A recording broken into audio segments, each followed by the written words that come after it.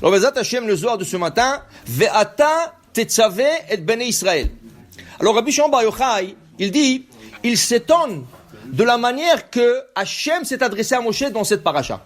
On sait que cette paracha Tetzavé, c'est la seule paracha de toute la Torah. Depuis la naissance de Moshe Rabbeinu dans parachat Shemot, jusqu'à la dernière paracha, Vezot HaBeracha, il n'y a pas une paracha qui n'a pas le mention de Moshe Rabbeinu quelquefois. 5 fois, 10 fois, pas important. Mais au moins une fois dans chaque paracha. C'est la seule cette semaine, Ve'ata Tetzavé, il n'y a pas mention du tout le nom de Moshe Rabbeinu. Et pourquoi? C'était une forme, entre guillemets, d'une punition. Quand il a plaidé pour le peuple d'Israël que Dieu leur pardonne la faute du veau d'or, à un certain moment qu'il voyait qu'Hachem ne voulait pas, il dit, vous voulez pas? Effacez-moi de votre livre. Je ne veux pas être mentionné dans toute la Torah. Je ne veux pas qu'on me dise pas dans une génération comment il n'était pas capable. Moi, je ne veux pas. Effacez-moi de mon livre. Hachem a dit, tu sais quoi? Je veux leur pardonner. Mais maintenant que tu as dit ça, je vais t'effacer de mon livre. Mais il ne va pas effacer le nom de Moshe Rabbeinu dans toute la Torah. Il a dit, une paracha, je t'efface ton nom. Quelle paracha Tetzavé? Vata Tetzavé. Pourquoi cette paracha parmi 52 parachutes? Okay?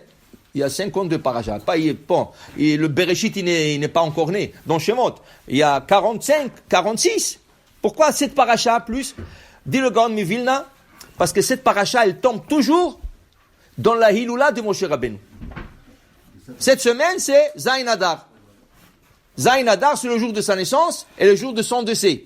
Alors il a dit, de toute façon, ils vont faire c'est une grande coutume pour la Hevra Kadisha de faire un Seouda pour Moshe Rabbeinu. Le Zayin Adar. Les gens allument la bougie pour Moshe Rabbeinu. Les gens parlent de Moshe Rabbeinu. Elle a dit, je vais t'effacer, soi-disant, d'une paracha. Mais la paracha, de toute façon, toute la semaine, on va parler de toi. C'est la paracha de sa Askara. C'est Yortzeit. Okay? Alors le Zohar, il s'étonne ici. Pourquoi c'est écrit Ve'ata?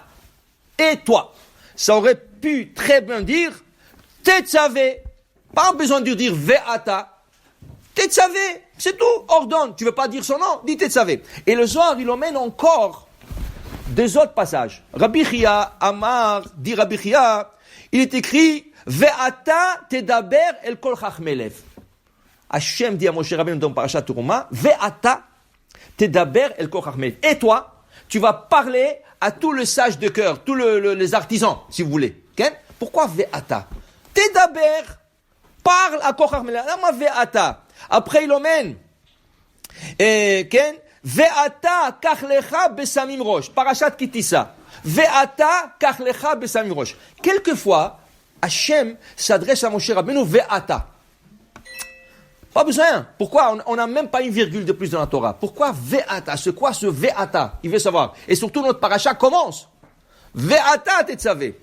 Dit le Zohar, Amarabi Yitzhak, d'abord dit Rabbi Chia, et là, Kula beraza ilaha iu, la achlala shchinta be'ade. Le mot Ve'ata porte la shechina dedans. Il y a un nom sacré dans le Ve'ata. Alors, je vous explique. Dans le Mizmor 23, psaume 23 de Tehillim, Mizmor le David, Adonai roi lo echsar, bino de sher bitzeni, al mem nochot nealeni. Il dit ici, Gam ki elech begetzal mavet, lo irara ki ata imadi. De quoi parle David Amelech? Dit le Zohar dans un autre passage. Il dit, quand tu quittes ce monde, d'où est devenu ta neshama? Comment il est passé dans ce monde ta neshama? Il a traversé le Ma'arat HaMachpelah. Le Ma'arat HaMachpelah, c'est le caveau où ils sont enterrés Avraham, Yitzhak et Yaakov, le patriarche, le matriarche, Sarah, Rivka, Véléa, Ken. Ils ont passé. Ta neshama, elle passe par là-bas, elle passe devant eux, et tu vas être sadique, hein? Fais attention, ne fais pas bêtise dans ce monde. Oui, oui, yalla, passe.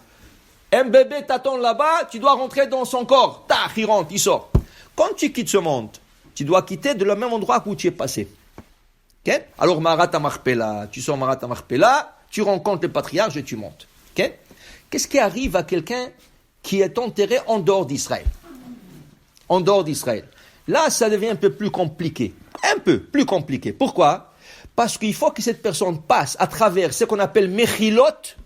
Mechilot, ça veut dire des tunnels, jusqu'à qu'il arrive en Israël, pour arriver à Ma'arat HaMachpelah, pour monter en haut. Et ces tunnels-là, ils sont tellement nombreux, okay? Et il y a toutes sortes d'anges et tout ça. Alors, c'est pas évident. C'est pas évident. Dit David Amelech, comment s'appelle ces tunnels? Tzalmavet. Tzalmavet, l'homme de la mort. Gam ki elech beget tzalmavet bagay. Même si je marche dans cette vallée de tout le tunnel, lo irara. J'ai pas peur. Pourquoi? Ki ata, il m'a dit.